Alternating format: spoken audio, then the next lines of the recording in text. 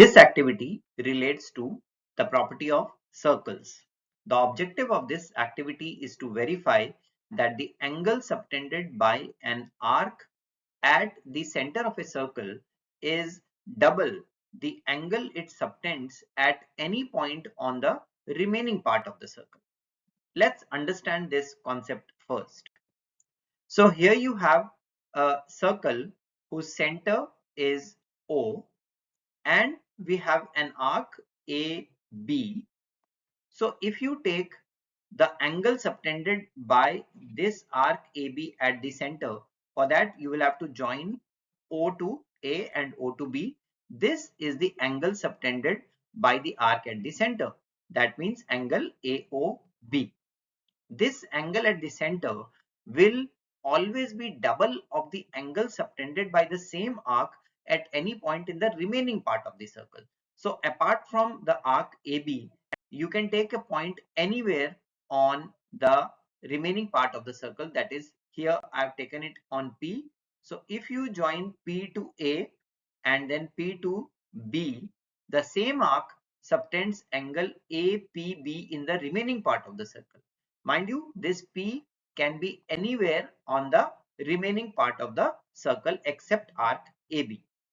So this angle at the center will always be double of the angle in the remaining part. That means angle AOB will always be 2 times angle APB. We have a geometrical proof for that, but in this we will be proving this using an activity in which the material required is as follows. We need white drawing sheets, glazed paper sheets, sketch pens, tracing paper, geometry box obviously for measurements, scissors for cutting, and glue for pasting work. Let's perform this activity now. In this activity, we first take a cutout of a circle. As you can see, I have taken an appropriate radius of nearly 4.5 centimeters. The lines which are to be drawn are shown here. Here, this point O is the center of the circle.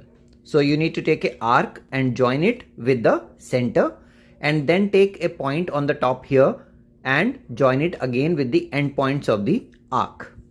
So we have to prove in this case that the angle at the center, that means this particular angle, is double of the angle here, this angle.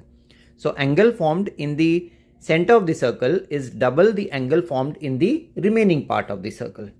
So this is what is required.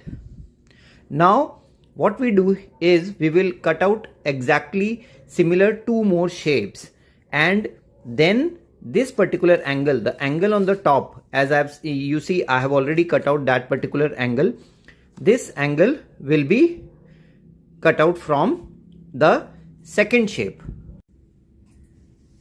and then another cutout from the third shape. So as you can see, these 2 angles which I have cut out, these 2 angles are exactly same as the angle on the top here, and they exactly fit into this. Similarly, from one of the 2 shapes which you have cut out apart from this shape, you can cut this angle. You can see this angle is exactly fitting here. So you can cut it out like this. After this, you just require these 3 cutouts.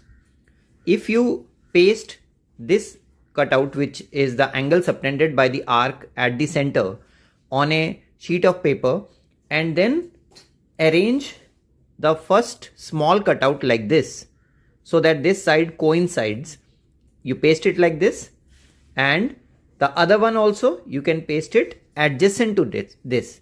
So you will see that the 2 small cutouts exactly fit into the big cutout. So this is the 2 cutouts, these are the 2 cutouts, and they are exactly fitting into the larger one.